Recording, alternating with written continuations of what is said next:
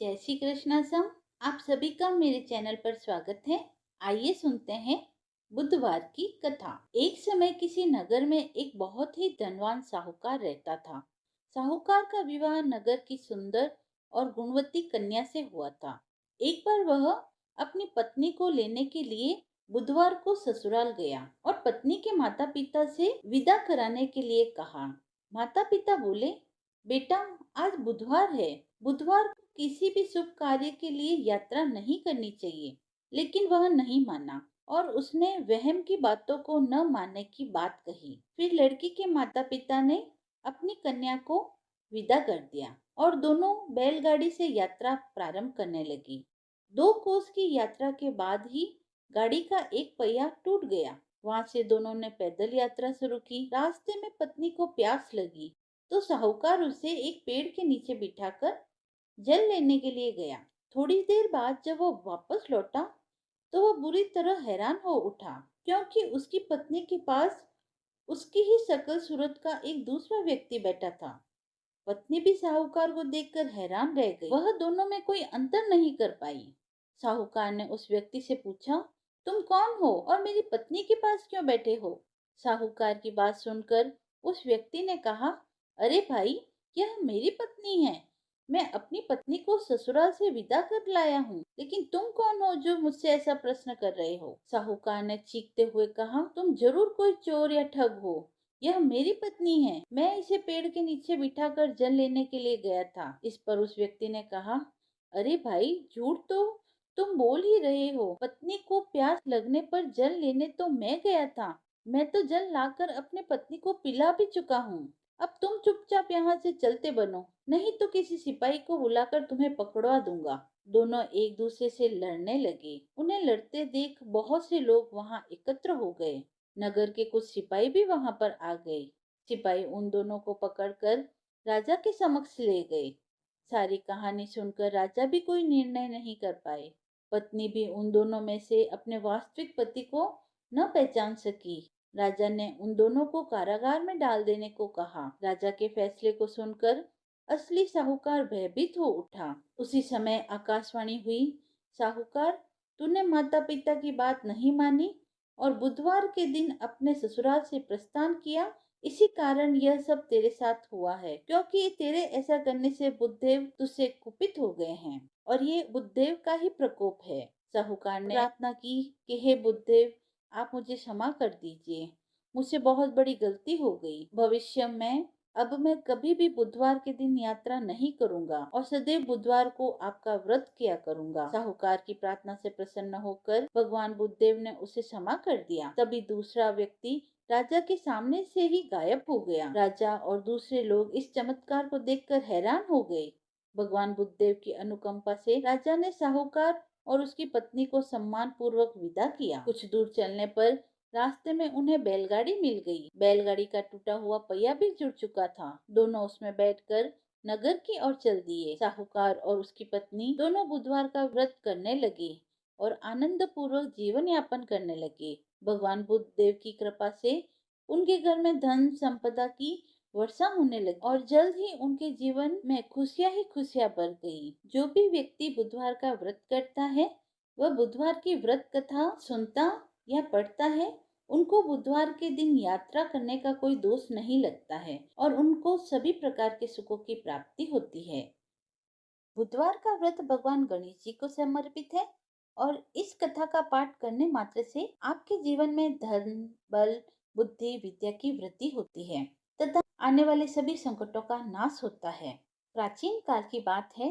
किसी ग्राम में एक साहूकार अपनी पत्नी के साथ रहता था। पति पत्नी दोनों भगवान गणेश की पूजा करते थे और दीन दुखियों की मदद करने के लिए हमेशा तत्पर रहते थे। ईश्वर की कृपा से उनके पास धन धान्य की कोई कमी न थी। बस कमी थी तो एक संतान की।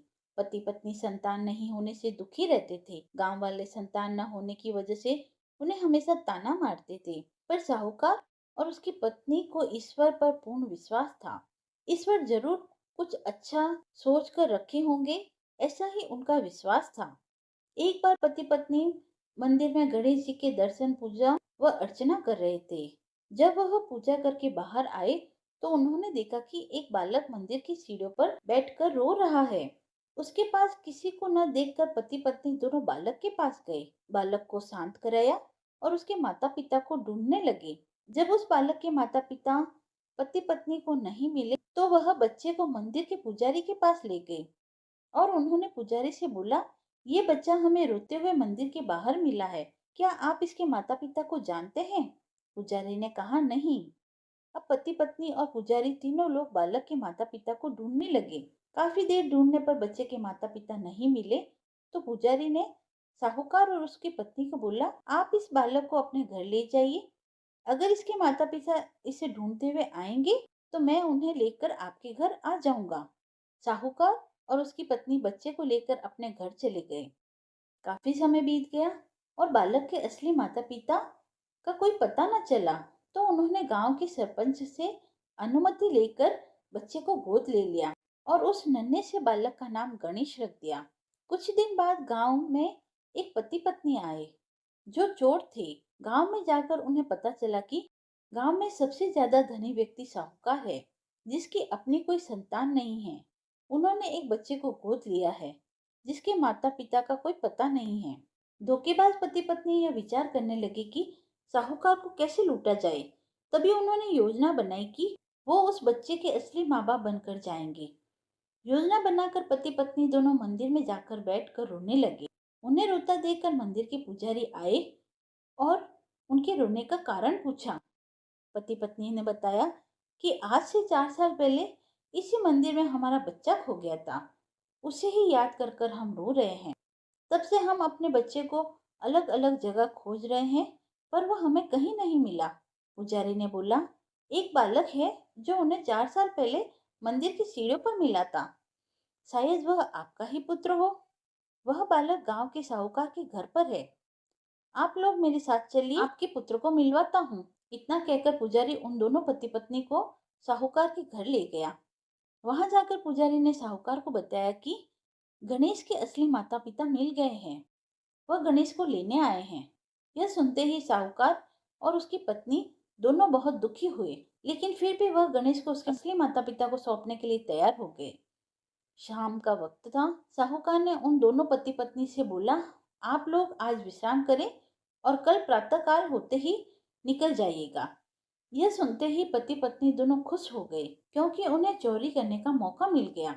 रात्रि को जब साहूकार और उसकी पत्नी सोने चले गए तो दोनों पति पत्नी उठे और चोरी करने के लिए तिजोरी को तोड़ने लगे। आवाज सुनकर घर का नौकर जाग गया और उसने जाकर देखा तो वह पति पत्नी थे जो खुद को गणेश के माता पिता बता रहे थे। नौकर ने कमरे का दरवाजा बाहर से बंद कर दिया और तेजी से मालिक को बुलाने लगा। आवाज सुनकर साहूकार और उसकी पत्नी दौड़े हुए आए और चिल्लाने का कारण पूछा तो नौकर ने बताया कि दोनों पति पत्नी तिजोरी से चोरी कर रहे हैं।